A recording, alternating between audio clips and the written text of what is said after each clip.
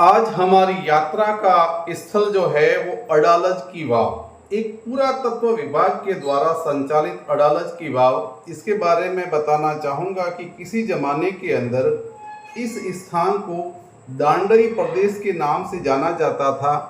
आज ये अडालज का गांव है और यहाँ पर एक पुरातत्व विभाग के द्वारा संरक्षित एक बावड़ी है जिसको रुदाबाई की बावड़ी के नाम से जाना जाता है। बड़ी ही अच्छी स्टोरी है, बहुत जानने लायक स्टोरी है। इसके बारे में भारत के इतिहास पर गर्व करने की स्टोरी है।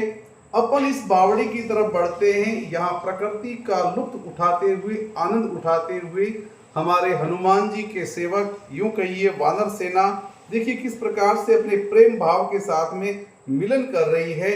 और अब अपन जो है उस अडालज की बावड़ी जो है उसके गार्डन बगीचा है।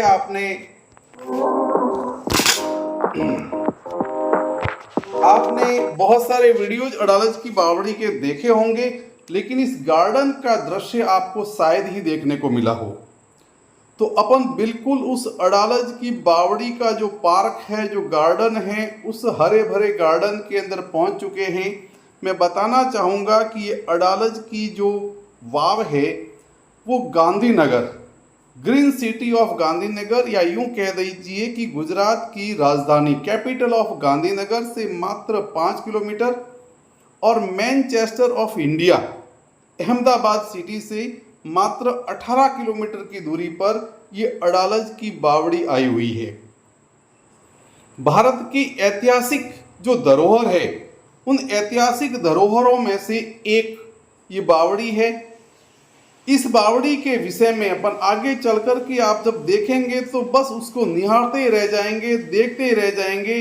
अपन बिल्कुल इस अडालज की वाव के नाम से मशहूर इस बावड़ी के साथ में जुड़ा हुआ जो गार्डन है, उस गार्डन के अंदर पहुंच चुके हैं और बहुत जल्दी ही हम इस वाव के प्रमुख द्वार से इसमें प्रवेश करने जाएंगे।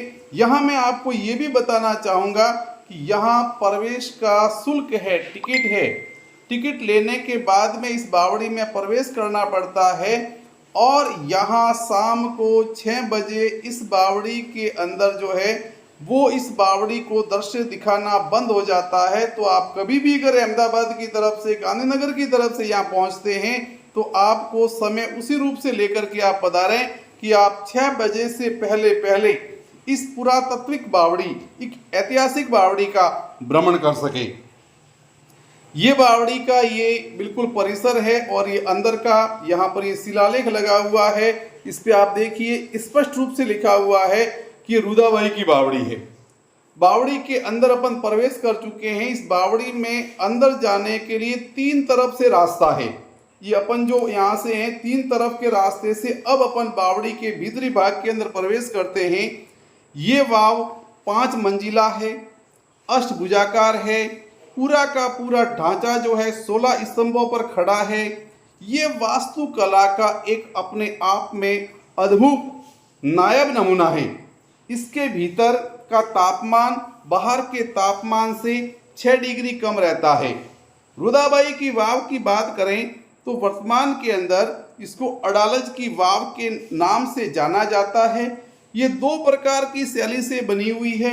स्थापत्य शैली के अंदर इसमें हिंदू और इस्लामिक शैलियाँ दोनों ही देखने को मिलती हैं। धीरे धीरे अपन बावड़ी के ठेठ निचले भाग के अंदर प्रवेश करने जा रहे हैं। इस वाव की कहानी की बात करें तो ये वाव जिस समय में यहाँ चालुक्य वंश का शासन था, पाटन के महाराजा वीर सिंह जी वाघेला ने अपनी पत्नी रुदाबाई की इच्छा के अनुरूप इस बावड़ी का निर्माण करवाया था, ताकि उस समय के अंदर जो यात्रीगण हैं, जो साधु संत हैं, जो अन्य प्राणी हैं, उनको यहाँ पर जल उपलब्ध हो सके। बावड़ी बहुत ही खूबसूरत है, लेकिन इसके साथ साथ में यहाँ एक और बात बताना चाहूँगा। अपन बावड़ी के ठीक भीतरी भाग के अंदर पहुँच चुके हैं।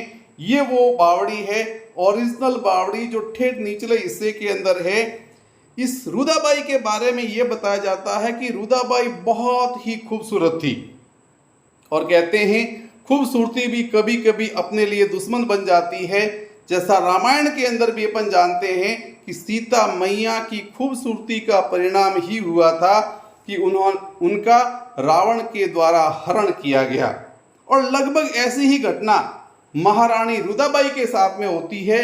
ये बावड़ी का मुख्य भाग है, अपन बावड़ी को निहारते चलेंगे और इसकी ऐतिहासिक बात भी जानते चलेंगे कि रुदाबाई की खूबसूरती की चर्चाएं जब मोहम्मद बेगड़ा को मिली तो उसके मन में भी रुदाबाई को अपने हरम में रखने की इच्छा जागृत हो गई और उसने इसी उद्देश्य से पाटन पर आक्रमण कर दिया।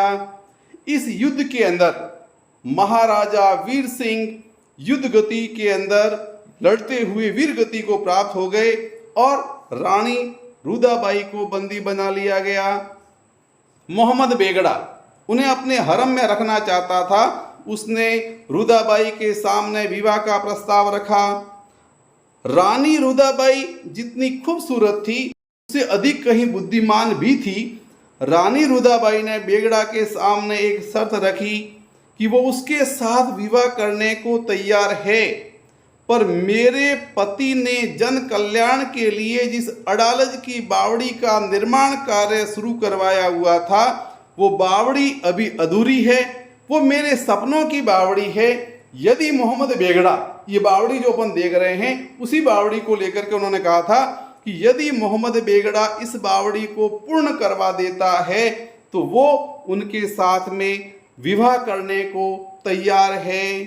तो उस बावड़ी को पूर्ण करवाने के बाद में पहले वो पूर्ण निर्मित बावड़ी को अपनी आँखों से देखना चाहेगी और उसी के बाद में वो उससे शादी करेगी। ये पूर्ण निर्मित बावड़ी है जिसका अपन अभी भ्रमण कर रहे हैं।